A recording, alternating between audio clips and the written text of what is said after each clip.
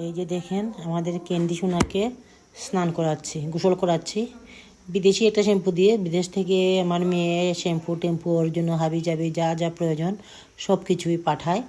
তো প্রতি সপ্তাহে ওকে ওয়াশ করে দিতে হয়, কিন্তু সে তো খুব দুষ্টু, আসেই না, মানে সে ওয়াশরুমে আসবেই না, সে খুব ভীতু, ভয় পায়।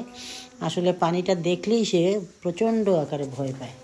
তো একদম বাচ্চাদের মতন করেই ওকে একবার মানে দুইবার করেই শ্যাম্পু দিই আমি, দিয়ে প্রতি সপ্তাহেই ওকে আসলে ওয়াশ করতে দিতে হয় গন্ধ টন্ধ করে। যদিও আমার সে কোথাও যায় না, একদম এত সে পরিষ্কার পরিচ্ছন্ন কি জানেন, চিন্তা করতে পারবেন না।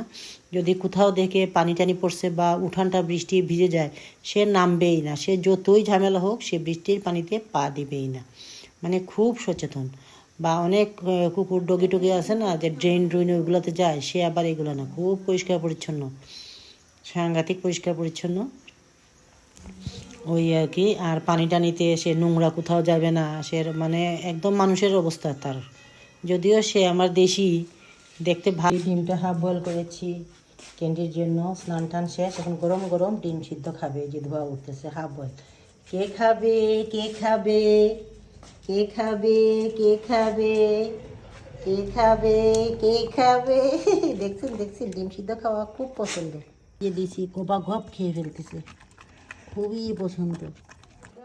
এখন সে ঘরে যাবে, ওর আবার ঘর আছে, সেখানে সে ঘুমাবে, তার আলাদা তুষক টুসক সব কিছু আছে। তারপরে ওইখানে যে একটু শুয়ে থাকবে, একটু রেস্ট নিবে, কারণ শরীর টরীর শুকাইয়ে দিছি, খাওয়া দাওয়া শেষ এখন। আর রাত্রেবেলা সে নাইট ডিউটিও দেয়, সে বাহিরে তার একটা ঘর আছে, সেখানে তুষক আছে, তার ব্ল্যাঙ্কেট আছে, পাতলা ব্ল্যাঙ্কেট। যদিও ব্ল্যাঙ্কেট তো থাকে না, তো শব্দ শুনলে সে বের হয়ে আসে। ওই যে ক্যান্ডি যাও তোমার ঘরে যাও বললেই সে চলে যায়, মানে খুব বুদ্ধিমান। এই যে ঘুমাইছে, এখন বের হয়ে আসবে, আবার বের করো, বের করে কম্বলটা দিয়ে দিব, মানে ব্ল্যাঙ্কেটটা দিয়ে গা ঢাকায় দিব। এই যে বের হইতে চায় না, মানে ঢুকছে, ভালো লাগতেছে না, বের হবে না।